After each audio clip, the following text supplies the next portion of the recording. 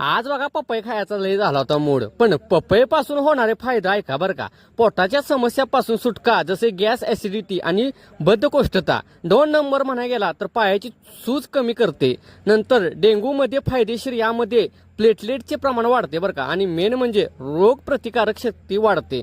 तर या अशा प्रकारे या पपईचे फायदे असतात, त्यामुळे लक्षात ठेवा तुम्ही. आणि मागं पुढे बघायचं नाही पपई दाबायला, रांबडामध्येच पपई खायची. आणि या पपईच्या ब्यापासून पण फायदे आहेत बरं का. ह्या पपईच्या ब्याची भरपूर झाडे उगवणार, त्यामुळे आपल्या बांधाकडे टाकायची. नंतर बघा निघालो मी रेठराला जाताना काल्यात बघा रोड चालू होता. तिथून कसं तर बाबा आपलं गेलो. गेल्यानंतर बघा प्रत्येकाच्या घरासमोर कंपाऊंडवर बघा शेणी थापल्या, त्या ह्याला म्हणतात तिथं गौरी.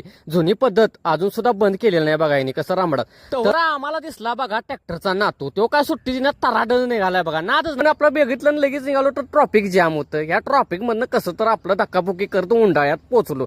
तर इथं बघा सेंटरचं काम चालू होतं. पण भावानो, सेंटरचं काम एकदम हार्ड असतं बरं का. कारण सेंटरचं काम करताना मिस्त्रीच्या जीवाला धोका असतो, त्यामुळे सांभाळूनच करायचं, नंतर होतो कसा रांबडाच.